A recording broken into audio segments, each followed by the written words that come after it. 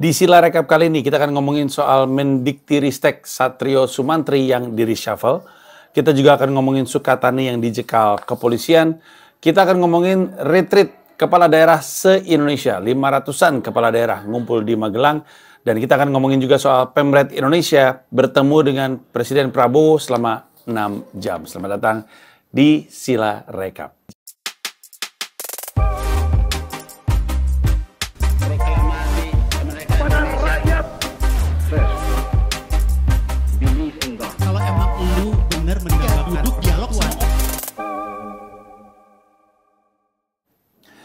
Untuk yang baru nonton Sila Rekap adalah konten di mana saya akan ngerekap berita-berita politik seminggu ke belakang.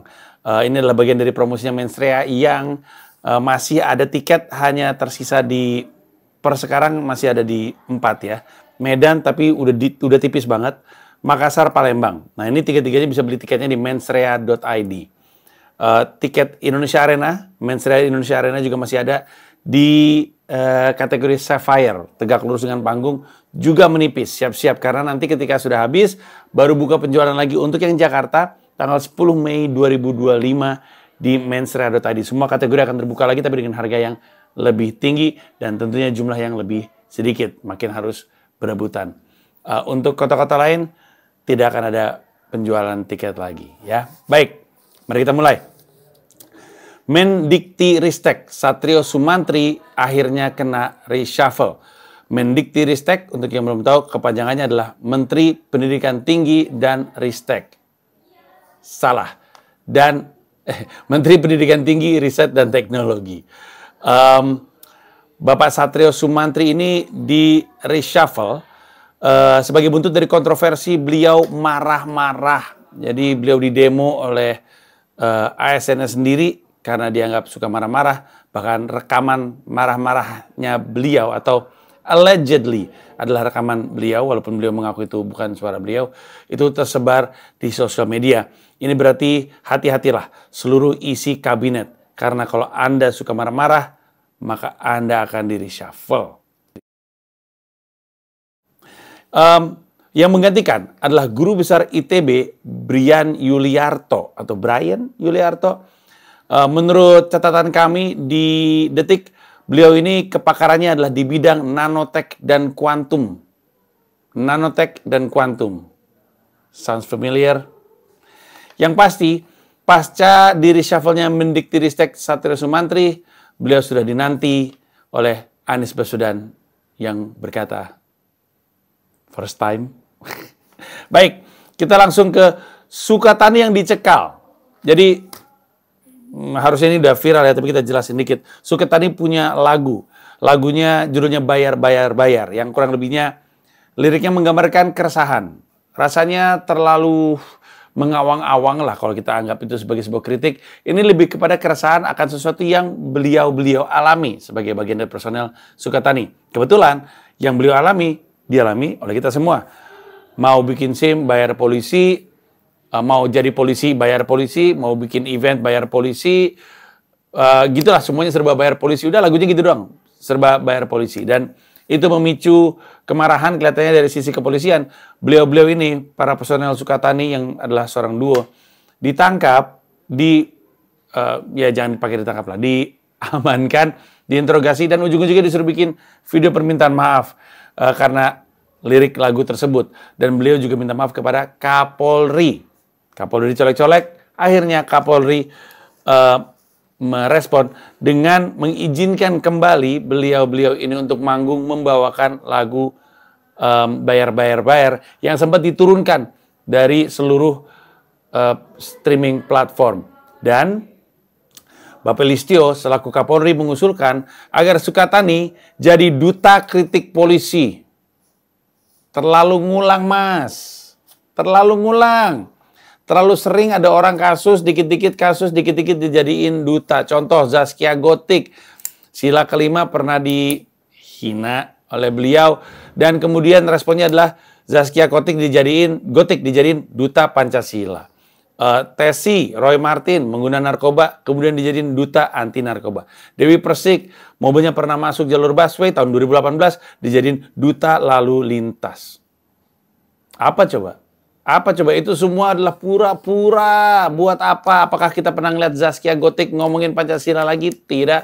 Apakah kita pernah ngeliat Dewi Persik di pinggir jalan terus sebagai duta lalu lintas? Tidak. Dan jangan ya, Dewi Persik, Anda terlalu berharga untuk ada di jalan raya.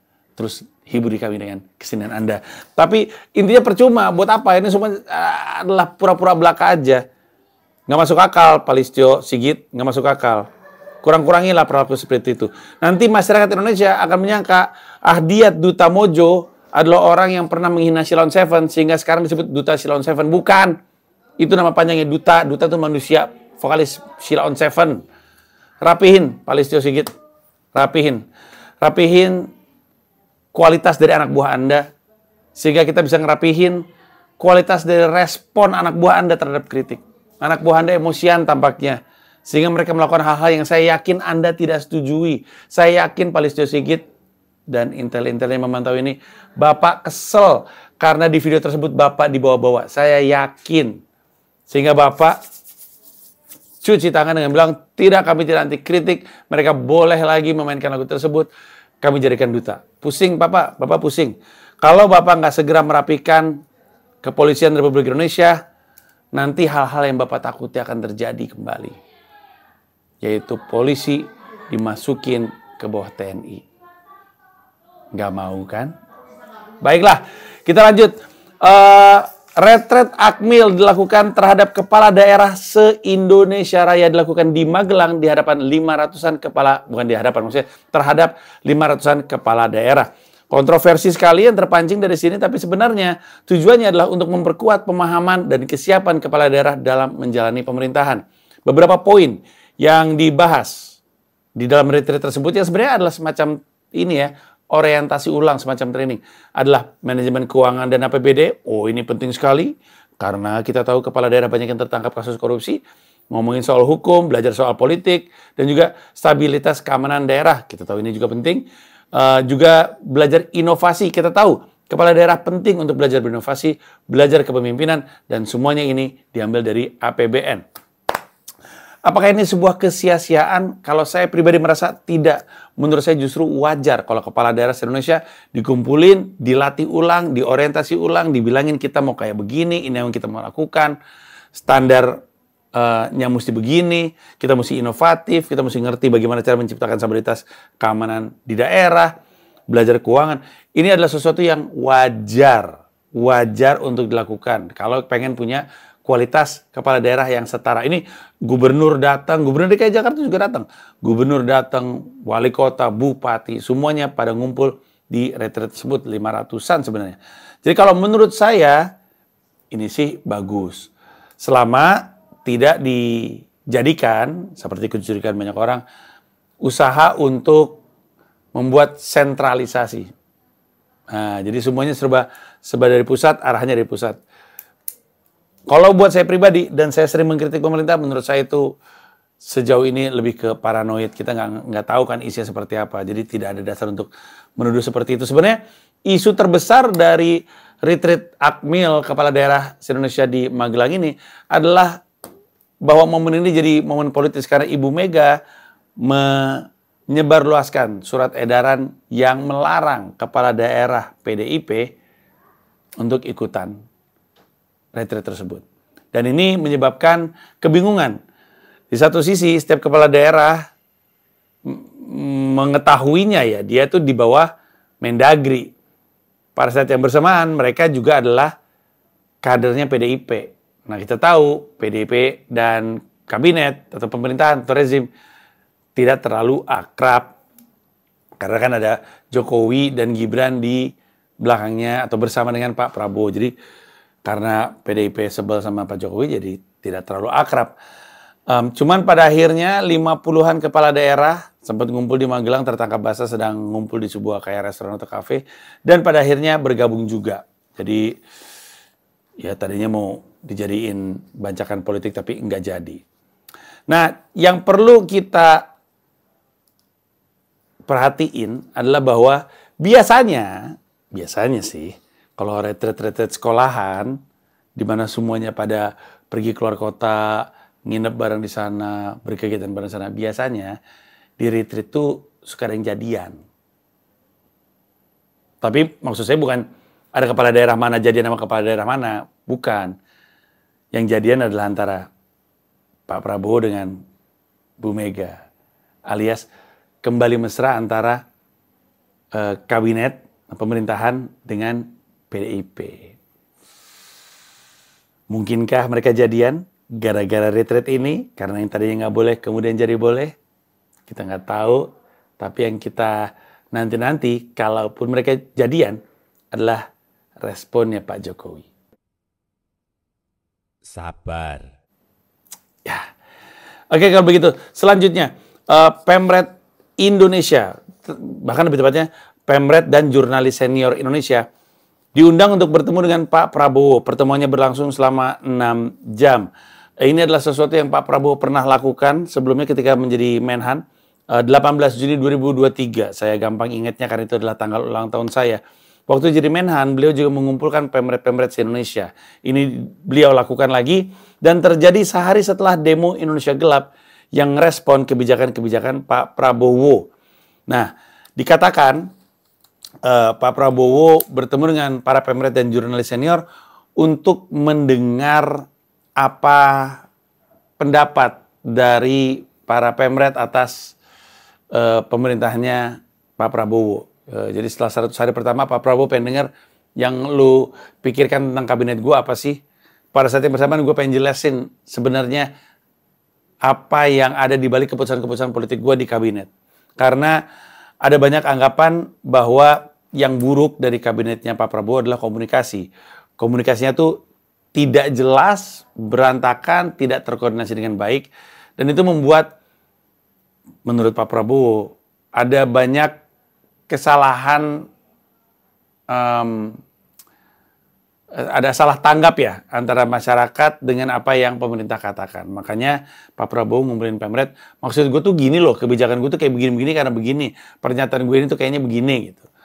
Nah, apa output dari pertemuan itu yang kita nggak tahu karena ada banyak anggapan yang mengatakan bahwa pertemuan itu tuh didesain untuk mengontrol media. Lagi-lagi, secara objektif saya menilai terlalu cepat untuk berkesimpulan seperti itu.